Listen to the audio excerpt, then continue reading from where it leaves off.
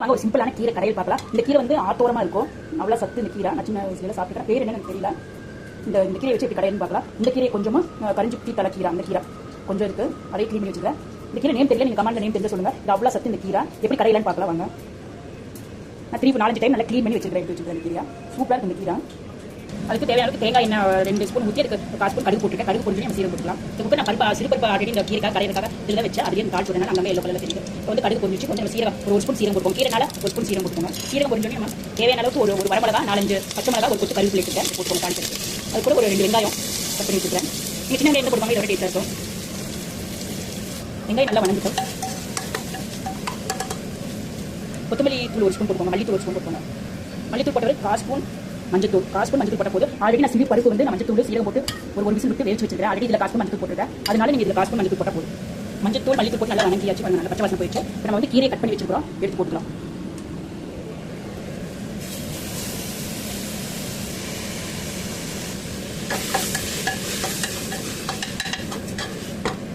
நல்லா வணக்கி விட்டுக்கோங்க. கீரை போட்டு வச்சு பாருங்க. சும்மா ஒரு 1 நிமிஷம் தான். இது நல்லா கலரி விட்டிங்கன்னா சீக்கிரம் போகும். தட்டுப்பட்டில் முடித்து வைக்க தேவையில்லை. குக்கர் விசிலெல்லாம் போட தேவையில்லை. நான் பருப்பு இந்த குக்கரில் பருப்பு வச்சனால அந்த குக்கரில் பண்ணுறேன். இது அவ்வளோ ஒரு நிமிஷத்துலேயே நல்லா வணங்கிடும். இந்த பச்சை வாசனை அப்படியே இருக்கும், அப்போ நல்லா இருக்கும். நிம்பல மூடி போட்டிங்கன்னா ஒரு பல்ப்பு ஒரு காப்பி கலர் அது ஒரு மாதிரி போயிடும், பல்ப்பு நிறமாக போயிடும். இந்த பச்சையாக இருக்கும், அப்போ தான் அது சத்து நல்லா அப்படியே இருக்கும். அப்படின்றத நல்ல கிரேவியும் நல்லா இருக்கும். கடைசியில் கீரை கடைசியில் அப்போ நல்லா இருக்கும். ஒரே ஒரு வணக்கம் 2 வணக்கம் ஒரு நிமிஷத்துலேயே நல்லா குக் ஆயிடும். கீரை கடைசிக்கு நான் பருப்புக்கும் கீரைக்கு ஜேத்தி உப்பு போட்டுக்கிறேன். நல்லா கலந்துக்கோங்க. உப்பு பண்ணுங்க.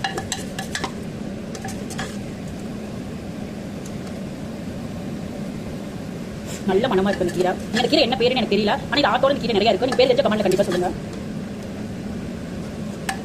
1 நிமிஷம் ஆயிடுச்சு. இப்போ நம்ம வந்து சிறுபருப்பு எடுத்து ஊற்றிக்கலாம். கீரை நல்லா வெந்துருச்சு. எந்த வரை ஊற்றணும். இந்த கீரையில கடைசி பண்ணணும் இல்லை, எந்த கீரை கிடைச்சாலும் நீங்க போடலாம். ஆனால் இது அவ்வளோ டேஸ்ட்டாக இருக்கும். 2 கீரையுமே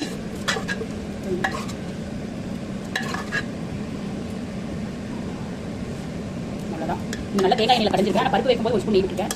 நீங்கள் நெய் விட்டு கூட சாப்பாட்டில் போட்டு நெய் விட்டு சாப்பிட்டா அவ்வளோ டேஸ்ட்டாக இருக்கும். நீங்கள் கண்டிப்பாக ட்ரை பண்ணி பாருங்க. Okay bye, ready. இப்படி கீரை மண்ணா அப்படி பச்சை அப்படி மாறாமல் இருக்கும். கலர் வந்து அப்படி இருக்கும்.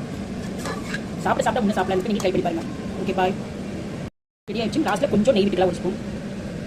நீங்கள் தனியாக ஊற்றி சாப்பிட விட பருப்பில் ஊற்றி சாப்பிட்டீங்கன்னா அவ்வளோ. ஓகேங்க, ரெடி. நீங்கள் செஞ்சு பார்த்து எப்படி சொல்லுங்கள். Okay bye.